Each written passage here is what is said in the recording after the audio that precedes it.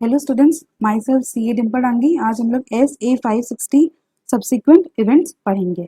इसको पढ़ाने से पहले मैं थोड़ी आपको चीज़ें समझा देती हूँ। एग्जाम्पल कि मैंने फाइनेंशियल ईयर लिया है स्टार्टिंग फ्रॉम दी 1 अप्रैल 2021 से लेकर 31 मार्च 2022। ये पूरा फाइनेंशियल ईयर है, तो इसमें ये वाली डेट को हम लोग क्या बोलेंगे? Date of financial statement. जब फाइनेंशियल ईयर एंड हो रहा है तो उसको हम बोलेंगे डेट ऑफ फाइनेंशियल स्टेटमेंट। तो ये एक डेट हो गई। फिर आता है उसके बाद, अब इसके बाद बहुत 3 चीज़ें हो सकती है। फर्स्ट क्या है कि ऑडिटर रिपोर्ट बनाएगा और उस पर डेट लिखेगा।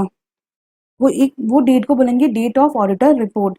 जिस दिन वो बोलेगा कि हाँ ये मैंने ओपिनियन, जिस दिन ये अपना ओपिनियन फॉर्म करेगा उस डेट को बोलेंगे date of auditor report as per SA 700 के अकॉर्डिंग। फिर क्या आएगा? फाइनेंशियल स्टेटमेंट को अप्रूवल होगा।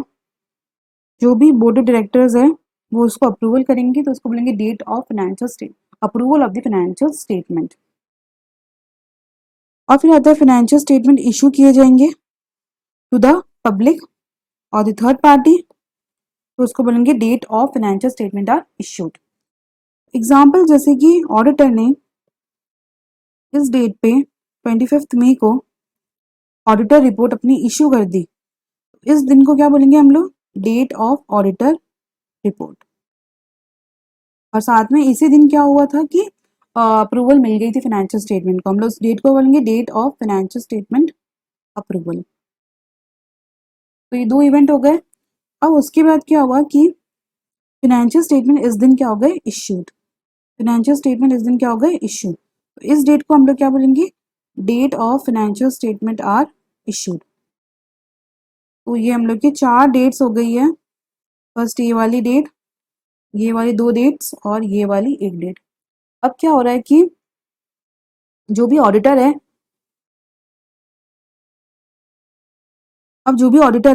जो भी इस समय जो भी इवेंट्स होंगे तो वो सभी इवेंट्स को वो कंसिडर करेगा अपने रिपोर्ट के अंदर अपना ओपिनियन फॉर्म करने के लिए। हर एक इवेंट्स की उसकी जिम्मेदारी कि वो एक एक इवेंट को कंसिडर करे अपने ऑडिट रिपोर्ट में। तो यहाँ जैसे ऑडिट रिपोर्ट बन गई और उन्होंने डेट कर दी।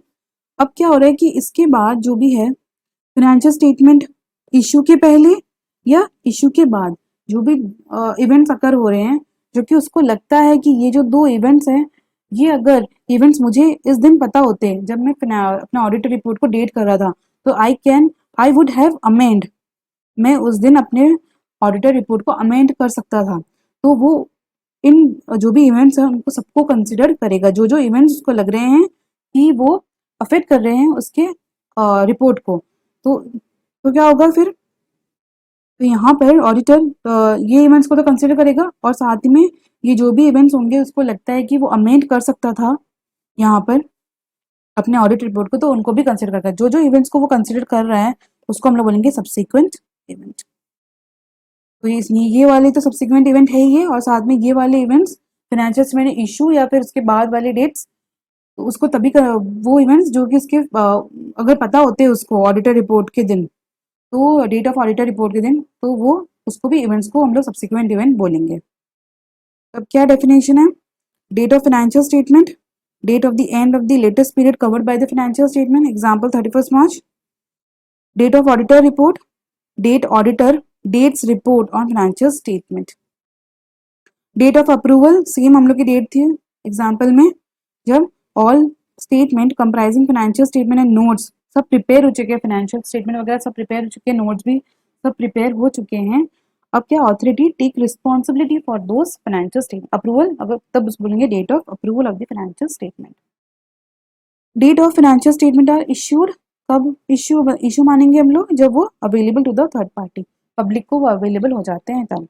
अब subsequent events mean events occurring between date of financial statement and date of auditor report, means जो date of financial statement और date of auditor report है, I will consider every events and facts become known after date of auditor report, facts known after auditor report I will consider only when आगे पढ़ेंगे हम लोग कि अगर वो पहले से पता होते तो I would have amend it on the date of auditor report. Financial statement affected by certain events occur after the date of financial, ये तो हम लोगों को पता है कि फाइनेंशियल स्टेटमेंट अफेक्ट हो जाते हैं। FRF identify two types of events, एक तो provide evidence of the condition existing at the date of balance sheet, मतलब फाइनेंशियल स्टेटमेंट के डेट जब वो एविडेंस हम लोग को मिला है कि वो कंडीशन एग्जिस्ट करती थी फाइनेंशियल स्टेटमेंट, ये इंडेक्स में आप पढ़ोगे, तो इसको हम लोग को कंसिडर करना पड़ता है फाइनेंशियल स्टेटमेंट में। और एक कौन से इवेंट्स होते हैं, provide evidence of condition arose after the date of balance sheet, मतलब फाइनेंशियल स्टेटमेंट। तो ये एग्जांपल फायर वगैरह तो हम लोग कंसिडर नहीं करते फाइनेंशियल स्टेटमेंट के डेट के समय। तो ये टू टाइप्स के इवेंट है, पर एफआरएफ ने इसको आइडेंटिफाई करके रखा हुआ है। ऑब्जेक्टिव की बात करें तो obtain SAAE whether events occurring between the date of financial statement and date of auditor report require adjustment और disclosure in financial statement appropriately reflected in the financial statement. वही ऑडिट एविडेंस ऑब्टेन करना है इन दोनों के बीच में जो भी events हुए हैं उनके लिए, कि वो ठीक से प्रेजेंट वगैरह हुए हैं कि नहीं। Response appropriately to the fact known after date of auditor report had they known at that date, at date मतलब ऑडिटर रिपोर्ट की डेट को पता होता तो I would have amended the auditor report. Events occurring between the date of the financial statement and the date of the auditor's report. अब इन सब में मेरे को I will have to consider all the events, I have to perform the procedure also. Perform audit procedure to obtain SAE that all events between these dates require adjustment or disclosure identified, not expected to perform additional audit procedure on matters to which previously applied audit procedure provides satisfactory conclusion. Additional audit procedure perform करने की जरूरत नहीं है, जिस matter पे I have already performed the procedure and I have got the satisfactory results. Auditor take into account risk assessment in determining nature and extent of audit procedure. अब कितना audit procedure करना है, ज़्यादा करना है, कम करना पड़ेगा, subsequent events to identify the subsequent event, कैसे पता चलेगा कि मैं अंडरस्टैंडिंग लूंगी of the procedure management establish to ensure subsequent events are identified. अगर मैनेजमेंट बहुत ज़्यादा ही प्रोसीजर परफॉर्म कर रहा है सब्सिक्वेंट इवेंट को आइडेंटिफाई करने के लिए, सो दैट आई कैन इसका मतलब मुझे लग सकता है कि I can reduce the audit procedure, since I can provide उन पर बिलीव कर सकती हूँ मैं।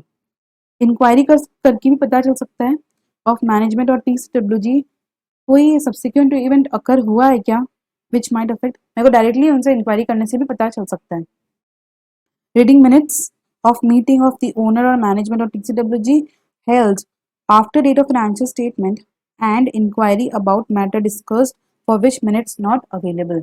अब मैं क्या कर सकती हूँ कि मैं रीडिंग मिनट्स वगैरह भी पढ़ सकती हूँ, जिससे मेरे को एक आइडिया हो जाए कि सब्सिक्वेंट इवेंट्स कुछ हुए तो नहीं है। Reading latest subsequent interim financial statement. कुछ additional audit procedure I can also perform. Auditor consider necessary and appropriate to read latest budget cash flow forecast. Inquire कर सकती हूँ एडवोकेट से लिटिगेशन एंड क्लेम्स के लिए। Written representation I can also take for the particular subsequent event necessary to support other audit evidence and thereby obtain sufficient and appropriate audit evidence. फिर आता है inquiry की बात आ रही थी यहाँ पर कि इंक्वायर कर सकते हो आप। क्या क्या इंक्वायर करोगे आप मैनेजमेंट को पूछ सकते हो कि कोई न्यू कमिटमेंट्स, बोरोविंग्स या गारंटीज वगैरह में तो एंटर नहीं क्यों आप लोग। सेल और एक्विजिशन ऑफ एसेट्स प्लान्ड या फिर अकर्ड, कुछ किया है क्या आप लोग ने, कुछ हुआ है क्या प्लानिंग वगैरह इस चीज़ का। इंक्रीज इन कैपिटल तो नहीं है। Any asset appropriated by government or destroyed, example fire वगैरह तो नहीं हुआ occur. Any development regarding the contingencies events occurred likely to occur bring question about appropriateness of the accounting policy। ऐसा कुछ events तो नहीं हुआ जिससे मेरे को लगता है कि going concern can be affected.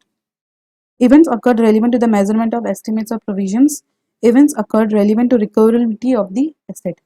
तो you can इंक्वायरी आप कर सकते हो।